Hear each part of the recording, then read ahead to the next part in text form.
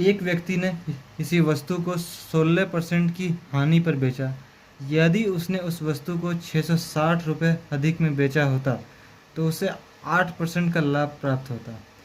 यदि वह वस्तु को 3080 रुपये में बेचे तो उसे कितने प्रतिशत का लाभ प्राप्त होगा। तो ये सवाल है। तो इस क्वेश्चन में हम ये देख सकते हैं कि एक व्यक्ति ने किसी वस्तु को 16% की लॉस पर बेचा, लॉस यानी हानि। तो हम हमेशा से 100 मानते हैं हमारे कॉस्ट प्राइस को,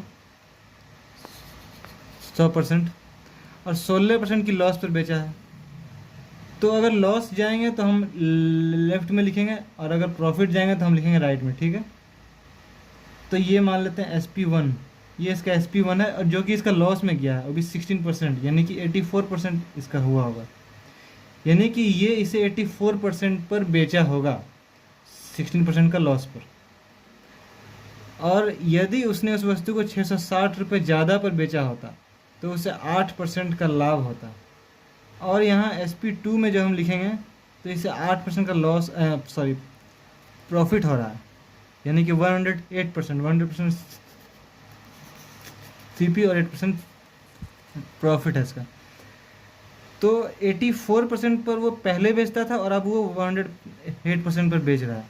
यहाँ से यहाँ तक पहुँचने के लिए इसे 660 रुपये अपनी वस्तु पर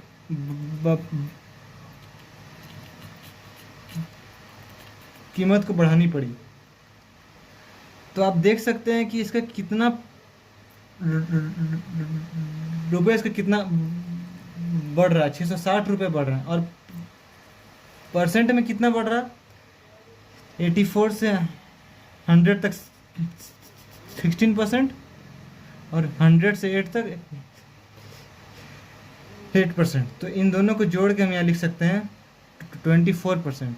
और ये 24% जो डिफरेंस है 660 रुपीज़ डिफरेंस के इक्वल हो जाएगा। तो 24% इक्वल टू 660 रुपीज़, ये आपका आया। यदि वह वस्तु को 3080 रुपये में बेचे तो उसे कितने प्रतिशत का लाभ प्राप्त होगा। तो 24% तो हमारा 660 हो गया है, लेकिन हमें देखना है कि 3080 रुपये जो है ये क्या बोलते हैं कि कितने परसेंट फाइंड हो रहा है। तो यहाँ पे वही मेथड लगेगा, क्रिस क्रॉस। तो 24 इंटू 3080 बाय 660 आता है नीचे, 1010।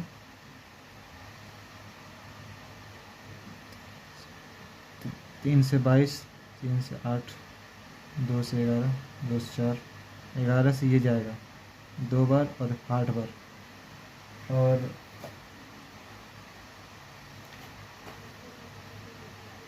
और यहाँ पे देख रहे हैं कि 28 गुना 4 112% आ रहा है। तो 112% आ रहा है आपका, और हमारा CP क्या है, 100%। तो 100% से 112%, 12% का यहाँ पे इसे प्रॉफिट हो रहा है, जो कि हमारा आंसर होगा। यहाँ यही पूछा है कि लाभ प्राप्त कितना होगा इतना पर बेचने पर। तो इतना पर बेचने पर इतना का ही लाभ हो रहा है इसे।